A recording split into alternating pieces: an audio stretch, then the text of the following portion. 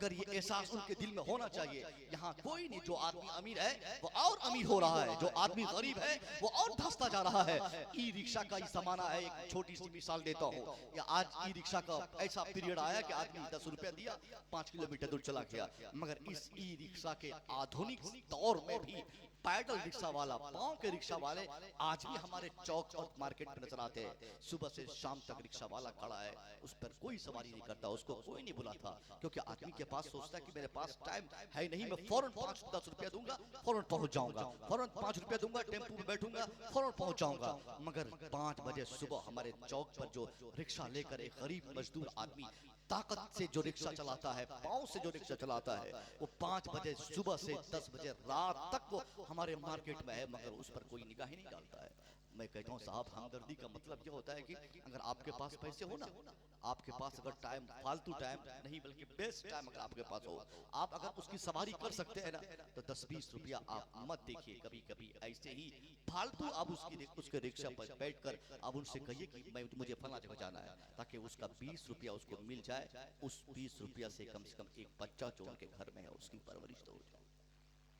मगर इसका एहसास नहीं है। याद रखा जाए, आदमी सोचता है कि वो रिक्शा वाला बहुत कमाता है। अरे रिक्शा क्या कमाएगा बेचारा।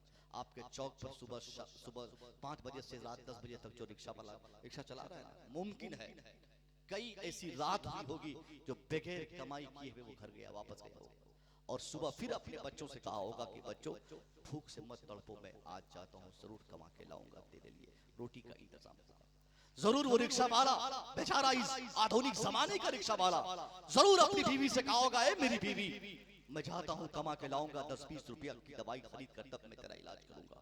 खुदा के वास्ते अगर ये हमदर्दी का जज्बा हो जाए, आपके पास पैसे हो तो कभी कभी फालतू में किसी को दे दिया करे, छोटे छोटे दुकानदारों की खिदमत क्या करे, गरीबों की मदद क्या करे, व्यापारों की मदद क्या करे।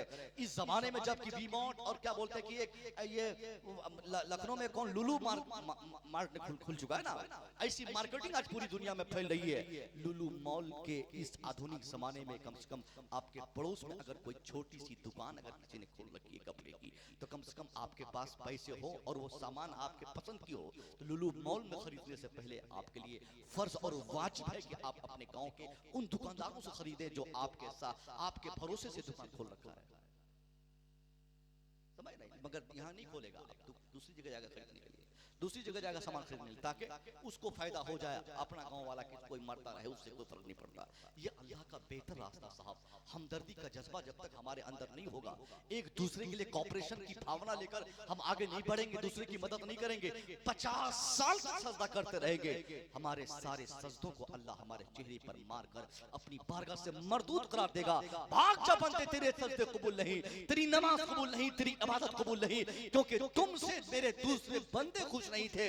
इसलिए अगर आदमी चाहता है कि कल मैदान क़यामत में अल्लाह हमारी नमाजों के साथ साथ हमारे किरदार को देखकर अल्लाह हमारी बख्शिश फरमा दे, तो आदमी को अपने किरदार की ऐसी इस्लाह करनी चाहिए कि उसके समाज का कोई फर्द जिंदगी के 1 सेकंड भी हमसे आपसे कभी दुखी न रहे। हम तब कामयाब है साहब, हमारा ईमान मजबूत रहे, हमारे ईमान के साथ साथ हमारा किरदार मजबूत रहे, हमसे हमारे अफराद मजबूत रहे, हमारे समाज के लोग हमसे खुश रहे, तब हम कल मैदान क़यामत में अल्लाह की बारगाह में इस तरह हम पेश किए जाएंगे, मालूम हो कि हम कोई गलती किए नहीं। 1000 नमाजें एक तरफ और एक बद इखलाकी सारी नमाजों के तमाम सजदे को तबाह करने के लिए काफी है। आज इस कौम मुस्लिम में कौन सी ऐसी बुराई नहीं है जिसको हम इंडिकेट कर सकते हैं, सारी बुराइयां आज हमारे अंदर है, और हम ऐसे मौज में ताव मारते हैं कि हमसे बड़ा अच्छा कोई है ही नहीं। आज हम ताना मारते हैं, हम मोदी जी को गाली देते हैं, हम योगी जी को बुरा भला कहते हैं, हम अमित शाह को बुरा भला कहते हैं, हमको लेकिन शर्म नहीं आती। अरे योगी जैसा नेता तो आज तक मैंने कभी देखा नहीं,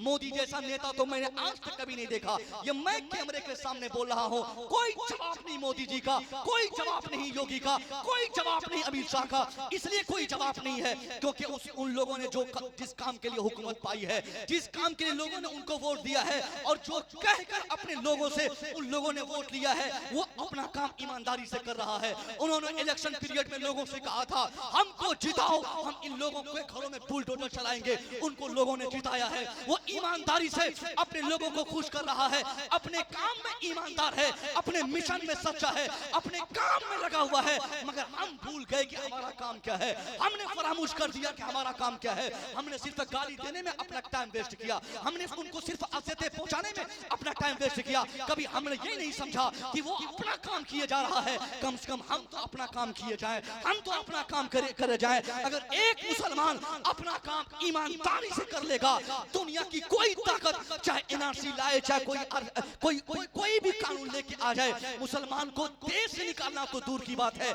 उसके घर और दर से कोई निकालने वाला तैयार नहीं होगा। मगर मुसलमान पहले कानून इस्लाम पे अमल तो कर ले। मुसलमान अपने बच्चों को ऐसी मजबूत हैसियत से उनको मजबूत कर दे, इस हैसियत से उनको भाला कर दे कि दुनिया की कोई ताकत मुसलमान के बच्चे को डरा ना सके। आज कौन सी कमी है? कौन मुसलमान चाहता है कि मेरा बेटा आईएएस ऑफिसर बन जाए? मुसलमान बस खाओ पियो मर जाओ, काम खत्म है। पंजाब भेजा, 5-7 लाख रुपया बेटा कमा के 2-4-10 साल में दे दिया, मकान बना लिया। अब बाप सोचता है कि बेटे ने अपनी फर्जियत अदा कर दी और मैंने भी अपनी फर्जियत को खूब अदा कर दिया। यानी बाप सोचता है कि बेटा पैदा करके सऊदीया भेज दे और बेटा सोचता है सऊदीया से जाकर पैसा घर भेज दे। बस इतना ही काम हमारा रह गया। कितने मुसलमान अपने बच्चों को पढ़ाने के लिए सबसे ज्यादा जोर लगाते हैं। मुसलमान अपने बच्चे को सही से मैट्रिक नहीं करा पाता कि उसको उससे कमाने की फिक्र करता है कि जल्दी से इसको भी सऊदी भेजे, इसको भी पंजाब भेज दे, इसको भी दिल्ली भेज दे, इसको भी कलकत्ता भेज दे, ताकि जल्दी से मेरा बेटा कमा के लाएगा। पड़ोस के 5 मंजिला मकान की तरह मेरा भी मकान हो जाए। पड़ोस में जो जिस शख्स ने गाड़ी ली है मैं उससे महंगी गाड़ी खरीदूंगा, क्योंकि अल्लाह ने मुझे बेटे दिए हैं। आज 5 बेटों में कोई बेटा मैट्रिक नहीं कर सका, सही से इंटर नहीं कर सका, कोई बेटा ग्रेजुएट नहीं हो पाया, कोई बेटा एमए तक नहीं पढ़ सका, कोई बेटा अच्छा ऑफिसर नहीं बन सका। बस वही बिजली का काम करना, रिक्शा चलाना, ठेला फोड़ना, ये करना वो करना, चना बेचना, कोई कारीगर बन जाना, कोई फैक्ट्री में क्या बोलते हैं कि वो कोई गुलामी करना दूसरों की। मगर कोई मुसलमान ये नहीं समझता कि आज अगर हम चाहते हैं कि मजबूत हैसियत से इस हिंदुस्तान के एक ऐसे बाशिंदे बन जाए जहां हमको देखने के लिए, हमको समझने के लिए दूर दूर के लोग आ जाए और ये समझे कि आखिर ये क्यों इतनी तेजी से तरक्की कर रहा है। आज जो इस्लाम तरक्की किया ना साहब, इस्लाम की तरक्की के पीछे एक रीजन ये भी है कि मजहब इस्लाम ने सबसे ज्यादा अपने मानने वालों को पढ़ने की तबलीग इस्लाम ने की है। मुसलमान जहां जहां जिस कदर तालीमी माहौल को सरगर्म करते रहे, मुसलमान वहां सबसे ज्यादा कामयाब रहे। आज हिंदुस्तान में हमारी तालीमी शरह कितनी है? जमात से ज्यादा गरीबी हमारी परसेंटेज है। हमारे बच्चे जमात के बच्चों से ज्यादा, दलित के बच्चों से ज्यादा, गैर मुस्लिमों के बच्चों से ज्यादा कम पढ़े लिखे हैं। यानी हमारे बच्चे 30% 40% तो ऐसे ही जाहिल रहते हैं। उसके बाद अगर कोई पढ़ते भी है तो मैट्रिक पढ़ने के बाद आधे छड़ जाते हैं, इंटर करने के बाद उसके बाद आधे छड़ते हैं।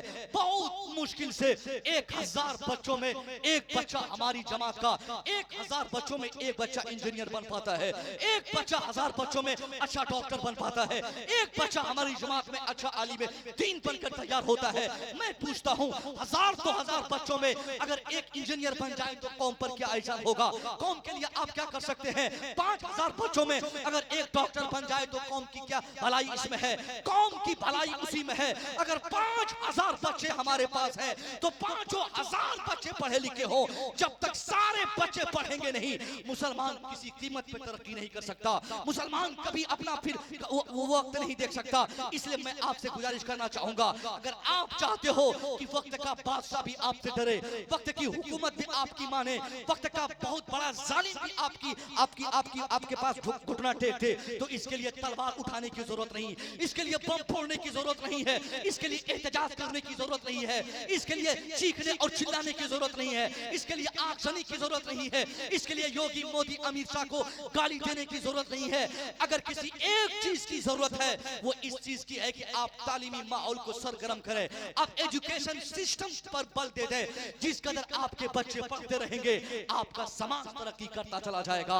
आपके बच्चे पढ़ते रहेंगे, जिस दिन आपके बच्चे आईएएस ऑफिसर बन बन जाए, दुनिया में कोई ताकत नहीं है जो इस्लाम के खिलाफ उस आईएएस ऑफिसर के इर्द गिर्द कोई आवाज उठा सके। कल क्या आज ही एक फैसला आया है जो नहीं आना चाहिए था। मैं इस संवेदनशील माहौल में ऐसी तकरीर करने का आदी नहीं हूँ, मगर बात आ गई तो बोल दे रहा हूँ। अभी वो ज्ञानवापी वाला मैटर आज सॉल्व हो गया, कुछ हद तक सॉल्व हो गया, यानी फैसला सुना दिया गया कि तोड़ो मारो भगाओ हटाओ इन लोगों को। और हम मुसलमान सिर्फ टीवी देखकर, मोबाइल देखकर, अखबार पढ़ के रोते हैं, हजरत ये क्या हो रहा है, मौलाना साहब ये क्या हो रहा है, मस्जिदें तो हमारी शहीद हो रही है, मदारिस पे हमारे बुलडोजर चल रहे हैं, हमारे बच्चों को बांध कर बिजली के खंभे में मारा जा रहा है। कभी तबरेज अंसारी, कभी पहलू खान, कभी किसी और साहब को बांध कर मखसूस नारे लगाने पर लोग मजबूर कर रहे हैं। मौलाना साहब ये क्या हो रहा है, उन जालिमों के खिलाफ हम केस कर रहे हैं, फैसला उनके हक में जा रहा है। हम केस करें, हाई कोर्ट का जज, सुप्रीम कोर्ट का जज उनके हक में फैसला दे रहा है, और हमारे पास रोने के लिए आंसू भी नहीं मिल पाते हैं। मुसलमानों, ऐसे क्रिटिकल माहौल में चीखने, चिल्लाने, रोने और गिड़गिड़ाने से काम नहीं चलेगा। अगर आप चाहते हो कि हिंदुस्तान नहीं बल्कि पूरी दुनिया में हर फैसले आपके हक में आए, तो इसके लिए एहतजाज करने की जरूरत नहीं है, इसके लिए किसी जज को गाली देने की जरूरत नहीं है, इसके लिए किसी मुख्यमंत्री को गाली देने की जरूरत नहीं है, इसके लिए अपने बच्चों को पढ़ाने की जरूरत है। आप भी अपने बच्चों को पढ़ाकर जजेस बना दो, आप भी अपने बच्चों को पढ़ाकर वकील बना दो। मैं कहता हूं, ये वापी मस्जिद का मामला हो या कोई और मस्जिद का मामला हो, उन तमाम केसेस में हमारे कितने बच्चे वकील थे जो उस केस में इंटरफियर किए? कौन सा जज था जिसने फैसला सुनाया? जाहिर साहब, जब जज उनका होगा फैसला उनके हक में जाएगा। वकील जब उनका बेटा है तो वकालत उनके हक में करेगा। कुर्सी जब उनकी है तो फैसला भी उन्हीं की तरफ से आएगा। मकान जब उनका है तो कानून उनका चलेगा। आप अगर चाहते हो कि हर मामले में फैसले आपके हक में आए, तो इसके लिए एक ही रास्ता है कि आप भी अपने बच्चों को आईएएस ऑफिसर बना दो, आप भी अपने बच्चों को वकील बना दो, आप भी अपने बच्चों को जजेस बना दो। जिस दिन आपका बेटा, हमारा बेटा पढ़ लिख कर हाई कोर्ट का, सुप्रीम कोर्ट का, सिविल कोर्ट का वकील और जज बन जाए, खुदा की कसम उस दिन से कोई फैसला जालिम के हक में नहीं होगा, सारे फैसले ईमान वालों के हक में आए। अरे माँ बाप तो पढ़ाते ही हैं साहब, कौन बाप चाहता कि मेरा बेटा नहीं पढ़े? कौन बाप नहीं चाहता कि उसका बेटा पढ़कर अच्छा इंजीनियर नहीं बने? बेटे इतने बदतमीज निकल गए कि बाप की गाड़ी कमाई को ऐसे पान, पुड़िया और सिगरेट, बीड़ी, नशे में, फिल्म देखने में और साथियों के साथ वो अपाची पल्सर 220 पल्सर को चलाने में, 220 और लेके उड़ने में ऐसा मगन रहता है कि उसको पता नहीं कि अपना कीमती वक्त, जवानी का वक्त, जिस वक्त पढ़ लिख कर उसके बच्चे को अपने गांव के लिए, खानदान के लिए, अपने समाज के लिए नाम रोशन करना था, कुछ करना था, उस इंपॉर्टेंट पीरियड में उसका बेटा अपने साथियों के साथ वो अपना टाइम, कीमती टाइम वेस्ट कर रहा है।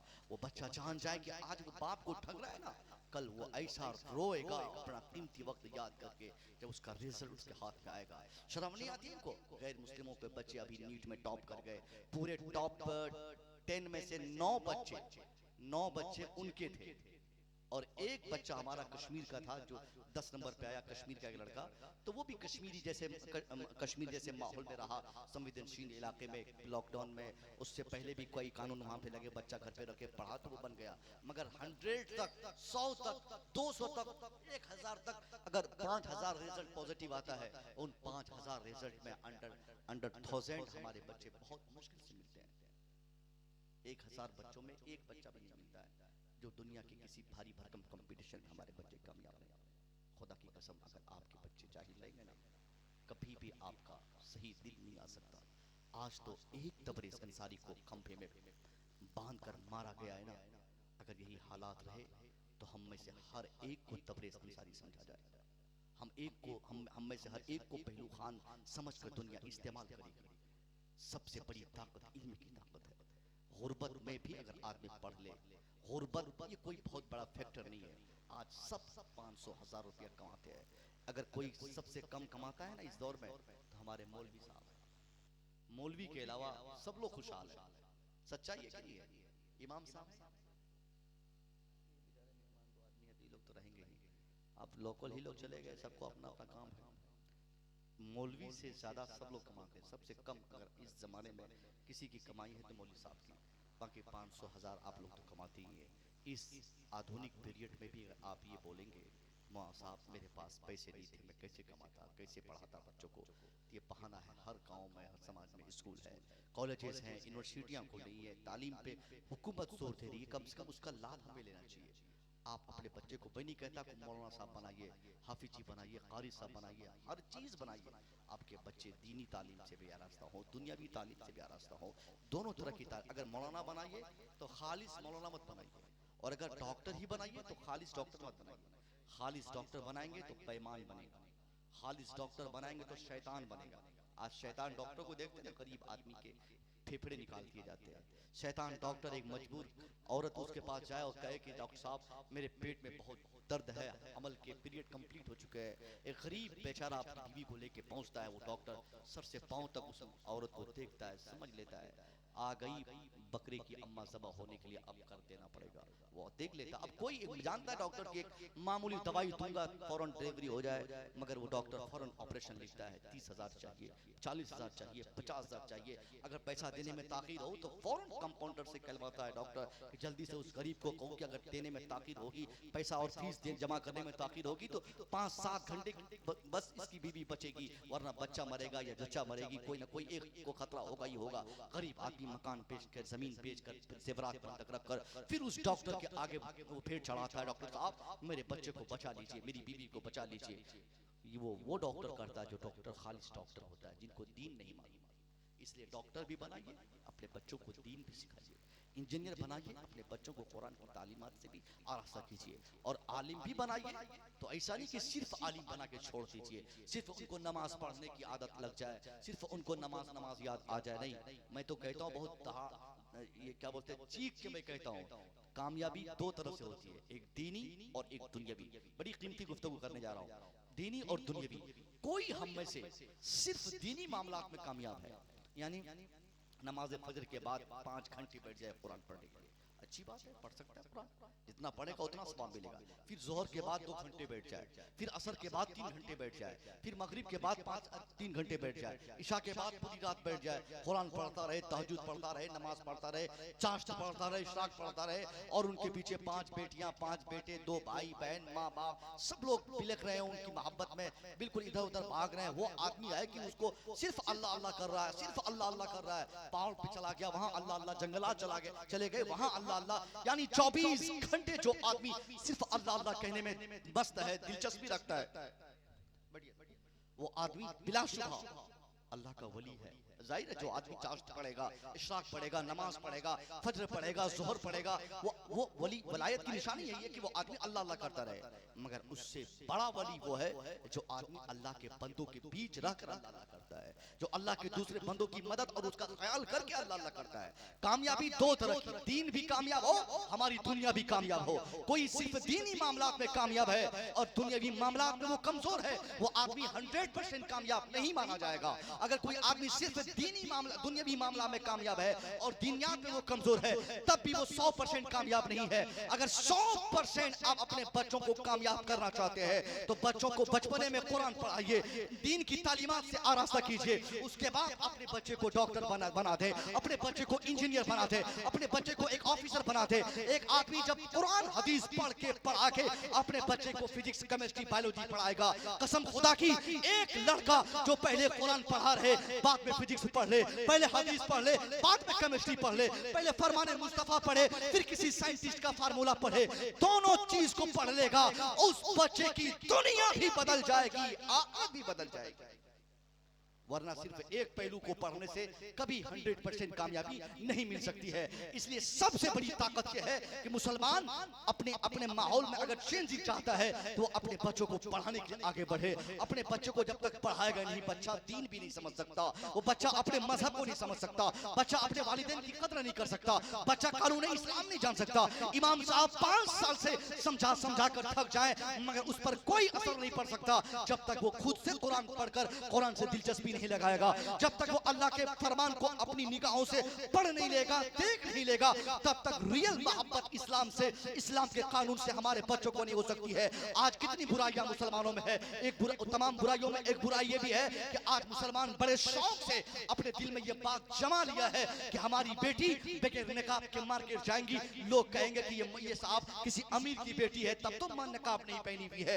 यानी जिसके बदन में जितना शॉर्ट कपड़ा रहे, जितना कमजोर कपड़ा रहे, जितना बारीक कपड़ा रहे, वो ऐसा गुमान करता है कि हमारे बच्चे बच्चियां जिस कदर बेतमीजी मार्केट में करेंगे उस कदर हमारी शोहरत होगी, हमारा नाम होगा। गोवा में आप चले जाएं, दिल्ली चले जाएं, मुंबई चले जाएं, कर्नाटक के दूसरे हिस्सों में चले जाएं, वहां अक्सर ये माहौल होता है, खास करके बीच में वो नदी के किनारे, दरिया के किनारे आप चले जाएं, वहां शॉर्ट कपड़े वाले लोग मिलते हैं। उसको गुमान ये होता है कि हमारे बदन में कम कपड़े रहेंगे, लोग बोलेंगे ये अमीर की बेटी है, इसलिए इनके बदन में छोटा छोटा कपड़ा है, इनके पास कपड़े कम है, गोया ये अमीर की बेटी, अमीर की बहू, अमीर की बीवी है। मगर मैं कहना चाहूंगा मुसलमानों, ये हालात पहले खैर मुस्लिमों के थे, अब मुसलमानों की बच्चियां भी इस पर अमल कर रही है। मुसलमान भी बड़े शौक से अपनी बेटी को मार्केट में बगैर दुपट्टे के उतार रहा है। मुसलमान बड़े शौक से अपनी बीवी को बगैर निकाब और पर्दे के अपने बाइक पे बिठाकर मार्केट ले जा रहा है। अरे अपनी बाइक पे तो छोड़ो, आज तो हालात इतने बदल गए हैं। शौहर रहता है दिल्ली में, उस शौहर का दोस्त है सासाराम में, अब दोस्त के बाइक पर अपनी बीवी को बैठने का ऑर्डर दिल्ली से उसका शौहर दे रहा है, जाओ मेरी बीवी को डॉक्टर के यहाँ लेकर। एक आदमी अपनी बीवी को दूसरों के बाइक पे बिठाने में आज वो किस तरह खुश हो रहा है, एहसान मानता है अपने दोस्त का कि शुक्रिया मेरे दोस्त, कम से कम तूने मेरी बीवी को अपने साथ बिठाकर शॉपिंग तो करा दिया, तूने दवाई तो दिला दी। खुदा की कसम दोस्तों, अगर इस्लाम समझने का मन और उसकी तबीयत आपकी है तो मुझसे सुनो, इस्लाम मजहब वो है अपने तेवर के साथ बैठकर गुफ्तगू करना, अपने तेवर के साथ खलवत करना, उसके साथ बैठना, उनसे बातें करना, उनके साथ तन्हाई के 2-4 मिनट क्या 2-4 सेकंड भी गुजारना हमारी बेटियों पे हराम है। ये इस्लाम का कानून कहता है। अपने तेवर के साथ, जो रियल तेवर है, अपने भाई के साथ, यानी अगर हम शौहर है किसी औरत के शौहर है तो हमारी बीवी के साथ मेरा भाई तन्हाई में 1 सेकंड भी नहीं बैठे, ये इस्लाम का कानून है। ये हम कैसे तय कर लेते हैं कि हमारी बीवी दूसरे के साथ बैठ के चले जाए, हमारी बहन दूसरे की गाड़ी पे बैठ के चले जाए, शॉपिंग करने के लिए दूसरे के साथ चले जाए, शॉपिंग करने के लिए मार्केट चले जाए, होटलबाजी करे।